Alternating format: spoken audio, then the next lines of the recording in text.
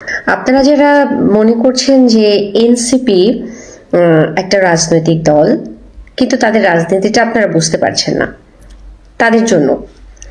আর NCP কি কখনো নিজেদেরকে একজন রাজনৈতিক দল হিসাবে, একটা রাজনৈতিক দল হিসেবে বাংলাদেশে নিজেদেরকে প্রতিষ্ঠিত করতে চেয়েছে? আদৌ চেয়েছে? তারা কি নিজেদেরকে ওইভাবে তৈরি করেছে মানসিকভাবে যে আমরা একটা রাজনৈতিক দল গঠন করব এবং দেশের মানুষের জন্য ভালো কিছু করব? এমন চিন্তাধারা কি তাদের মধ্যে কখনো কাজ করেছে কিনা? করে নাই। তারা প্রথম থেকেই হচ্ছে ঝগড়া লাগানোর তালে আছে। যেমন হচ্ছে সেনাবাহিনীকে নিয়ে প্রথমে কথা বলা, তারপরে হচ্ছে তার বাড়ি উড়ায় দাও, তার বাড়ি ভেঙে দাও, এই করো সেই করো, বিভিন্ন জায়গায় মব সৃষ্টি করা। তারপরে হচ্ছে উপদেষ্টারা পালিয়ে যাবে, অমুকের ফাঁসি হবে, মানে কোর্ট কি বলবে, কেস কি হবে, কেসের মেরিট কি, রায় কি হবে, এই সমস্ত বিষয় নিয়ে তাদের কোনো মাথা ব্যথা নাই। তারা হচ্ছে তাকে বদল করতে হবে, তাকে নিয়োগ দিতে হবে, ওখানে মফ তৈরি করতে হবে এবং কার কার কাছ থেকে কি কি ভাবে, কি কি উপায়ে স্মার্টলি, যেহেতু তারা হচ্ছে ইয়াং জেনারেশন, তারা খুবই স্মার্টলি কিভাবে কার কার কাছ থেকে চাঁদা নেওয়া যাবে সেই জায়গাতে ফোকাস ছিল। তারপরে তারা হচ্ছে গোপালগঞ্জে গিয়ে কি করলো, ওইখানে দাঁড়িয়ে বললো যে শেখ মুজিবুরের কবর খোঁড়া হবে। এখন তুমি যদি ওইখানে দাঁড়িয়ে এই কথা বলো, স্বাভাবিকভাবেই মানুষ ক্ষিপ্ত হবে।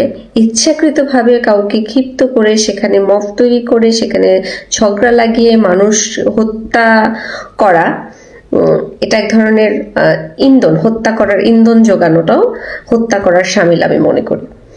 তো কোনো পলিটিক্যাল পার্টি, নতুন কোনো পলিটিক্যাল পার্টি যদি নিজেদেরকে প্রতিষ্ঠিত করতে চায়, তারা তো নিশ্চয়ই কাজ করবে না। তারা কিভাবে তাদের দলটাকে গঠন করবে, তাদের মোটিভটা কি হবে, তাদের অ্যাম্বিশনস কি হবে, তাদের গোলটা কি হবে, সেটা ঠিক করবে এবং জনগণের যে কাজগুলো করলে জনগণ উপকৃত হবে সেগুলি করবে। কিন্তু তারা তা না করে সরকারে কে থাকবে কে থাকবে না সেটা তারা নির্ধারণ করছে, কাউকে জিজ্ঞেস করছে না, জনগণের কাছে জানতে চাইছে না যে আপনারা কি চান কিনা। আমরা একটা ডিসিশন দিলাম, এই ডিসিশনটা আপনাদের কাছে থ্রু করলাম, এখন জনগণ আপনারা বলেন যে আমাদের এই ডিসিশনের সাথে আপনারা একমত কিনা। জনগণের কোনো রায় তারা নিবে না, তাদের মতামতের কোনো প্রয়োজন নেই, তারা নিজেরাই একটা মতামত তৈরি করবে এবং সেটা ইমপ্লিমেন্ট করার জন্য যা যা করণীয় সমস্ত কিছু করে মানুষের উপরে চাপিয়ে দিবে।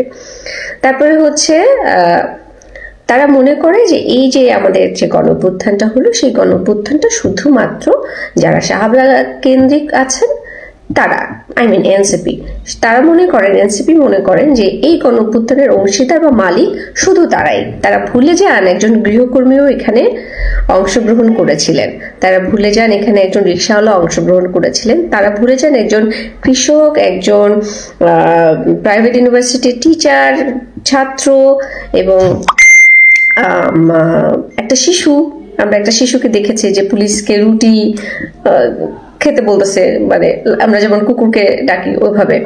তো এই যে এতগুলো মানুষের অংশগ্রহণ, তারা সবকিছু ভুলে যান, ভুলে গিয়ে গণঅভ্যুত্থানটা শুধুমাত্র হচ্ছে এনসিপির, এইটার দাবি নিয়ে তারা হচ্ছে বাংলাদেশে একটা ক্ষমতা প্রয়োগ করতে চান, যে কাজটা করেছিলেন শেখ হাসিনা। শেখ হাসিনা কি করেছে সেটা তো আপনারা সবাই জানেন, নতুন করে কিছু বলেন না, জাস্ট আমি উদাহরণের জন্য একটুখানি বলতেছি। সেটা হচ্ছে শেখ হাসিনা করছে এটা আমার বাবার দেশ, সো আমি যা ইচ্ছা তাই করবো। একইভাবে আচ্ছা আমার এত টেক্সট আসছে, সরি। শেখ হাসিনা যেটা করেছে যে এটা আমার বাবার দেশ, আমি যা ইচ্ছা তাই করবো। একইভাবে এনসিপি, মানে কেউ আলাদা না, জাস্ট কথা বলার ধরনটা আলাদা, কিন্তু যা কিছু মানে দুর্নীতি করার যে প্যাটার্ন, সেম প্যাটার্ন। সে বলেছে আমার বাবার দেশ, আর তারা বলছে এই গণঅভ্যুত্থান আমাদের। তাহলে আমরা কারা? আমরা বাংলাদেশি না? আমরা অংশগ্রহণ করি নাই? আমাদের কোনো অবদান নাই। আজকে জুলাই সনদে সিগনেচার নিয়ে যে দৃশ্যটা আমরা দেখলাম, সেটা তাদের কাছ থেকে আশা করেছিলাম। এটাই তারা করবে, কারণ তারা নিজেদেরকে রাজনীতিবিদ বা রাজনৈতিক কর্মী বা রাষ্ট্র সংস্করণ বা রাষ্ট্র নিয়ে চিন্তা করা এগুলিতে তারা নাই। তারা আছে হয় জীবন দিব আর নয়তো সংস্কার করব। আচ্ছা ঠিক আছে, সংস্কার করবো, খুব ভালো কথা, সংস্কার করলে সবারই ভালো। তো একটা বছর হয়ে গেল ভাইজান, এই একটা বছরে আপনারা কি সংস্কার করলেন? একটা বছরে আপনারা যে যার মতো করে পকেটটা ভরলেন, যে যার মতো করে তদবির নিলেন, যে যার মতো করে পালাবদল করলেন, তাকে ওখানে পাঠালেন, ওখান থেকে তাকে এখানে পাঠালেন, তার চাকরিচ্যুত করলেন, ডিস্ট্রয় করলেন, মানুষের কাছে নিজেদেরকে হাসির পাত্র বানালেন। শুধু তাই না, এনসিপির মধ্যে যে সবাই খারাপ, সবাই দুর্নীতিবাজ তা না, তার মধ্যে কেউ কেউ ছিল যারা দেশকে আসলেই ভালোবাসে, দেশের জন্য আসলেই তারা কিছু করতে চেয়েছিল। আপনারা তাদেরকে রিপ্লেস করে দিলেন, কারণ আপনাদের মতের সাথে তাদের মতের মিল হচ্ছিল না। এই করে করে এনসিপি তারা, আমি তো প্রথমেই বলেছি, এনসিপি কখনোই চায় নাই তারা একটা রাজনৈতিক দল হিসেবে নিজেদেরকে বাংলাদেশে প্রতিষ্ঠিত করুক, এটা তারা কখনোই চায় নাই। সুতরাং তাদের রাজনীতি বোঝার দরকারও নাই। যারা তাদের রাজনীতিতে বোঝেন না, তাদের রাজনীতি বোঝার দরকারও নাই, কারণ তারা কোনো রাজনীতি করতে আসে নাই। তারা আসছে ক্ষমতা প্রয়োগ করতে, তারা আসছে লুটপাট করতে, তারা আসছে এই জুলাই গণঅভ্যুত্থানটাকে বেঁচে খাইতে, এবং তারা সেটাতে সক্ষম। যে কয়জনকে আপনারা প্রথম সারিতে দেখতে পাচ্ছেন, প্রত্যেকের পকেট এখন গরম, প্রত্যেকে তাদের সেই ডাল ভাত খাওয়া, তাদের সেই স্লিপার পরে রাস্তায় ঘোরা, সেগুলি সব বাদ দিয়ে তারা খুব সুন্দর জীবনযাপন করছে। যে জীবনযাপন তারা স্বপ্নেও দেখেনি, সেই জীবনযাপন তারা করছে, এবং তারা সেটা অ্যাচিভ করেছে, যেটা তাদের দরকার ছিল সেটা অ্যাচিভ করেছে। হ্যাঁ, এখান থেকে ডিপ্রাইভ যারা হয়েছে, যারা আর কি দেশকে সত্যিকার অর্থে ভালোবাসে, তাদেরকে তারা ব্যবহার করেছে, ব্যবহার করে তাদের যা কামানোর তারা সেটা কামিয়ে ফেলেছে। সুতরাং আমি ওই সমস্ত মানুষদেরকে বলবো যারা এনসিপিকে নিয়ে ন্যূনতম আশাবোধ রেখেছিলেন, আপনারা ভুলে যান যে এনসিপি কোনো রাজনীতির ইচ্ছা নিয়ে তারা দল প্রতিষ্ঠিত করে নাই। কারণ আপনারা দেখেন, এনসিপি কিন্তু 1 বছরও হয় নাই, মানে ফেব্রুয়ারিতে তাদের 1 বছর হবে, তাদের 1 বছরও হয়নি একটি দল গঠন করতে, অথচ তারা অনেক টাকার মালিক। যারা মেসে থাকতো, যাদের থাকার জায়গা ছিল না ঢাকাতে, সবাই বেশিরভাগই গ্রাম থেকে আসছে। আমি সেটা অপরাধ বলছি না, কিন্তু আমি অপরাধ তখনই বলবো যে আপনার যে যোগ্যতাটা নাই, মানে আপনার যোগ্যতা আছে, আপনি আপনার মেধা দিয়ে একটা ডিসিশন দিতে পারেন, আপনার মেধা দিয়ে আপনি আলোচনা করতে পারেন, আপনার মেধা দিয়ে আপনি পথ দেখাতে পারেন, ভুল ভাল করলে সেটা ধরিয়ে দিতে পারেন, কথা বলতে পারেন। কিন্তু আপনি আপনার সেই মেধা দিয়ে আপনি মানুষের পকেট থেকে টাকা নিয়ে নিজেদের পকেটে ভরলেন, এটাকে মেধা বলে না, এটাকে দুর্নীতি বলে। এটা হচ্ছে প্রবলেম। এটাই হচ্ছে বোঝার মানে ব্যাপার আছে যে আসলে কোনটা মেধা আর কোনটা দুর্নীতি। সো এনসিপি কোনো রাজনৈতিক দল না, এক কথায় এনসিপি কোনো রাজনৈতিক দল না। এনসিপি রাজনীতি বোঝার কোনো দরকার নাই। এনসিপি আসছিল দুর্নীতি করতে, তারা সক্ষম হয়েছে, তারা তাদের কাজ সেরে ফেলেছে। সুতরাং ফরগেট দ্যাম, ভুলে যান তাদেরকে, ভুলে যান, এবং নতুন রাষ্ট্র গঠনে দ্রুত নির্বাচনটা হয়ে যাক। নির্বাচনে যেই দলই আসবে ওয়েলকাম, আমাদের তো তাদেরকেও পর্যবেক্ষণ করতে হবে। আর এনসিপির মধ্যে যারা এখনো আছেন সবাই, আমি প্রথমেই বলেছি, সবাই খারাপ না। এনসিপির মধ্যে আমি তাদেরকে আহ্বান জানাবো, এনসিপির মধ্যে যারা এখনো আছেন, দেশকে ভালোবাসেন, দেশের জন্যই এনসিপিতে যোগ দিয়েছিলেন, যে হ্যাঁ আমরা তো 2টা দলকে দেখেছি, বিএনপিকেও দেখেছি, 3টা দলকে, জামাতকেও দেখেছি, আর আওয়ামী লীগকেও দেখেছি, এরা কেউই কিছু করতে পারে নাই।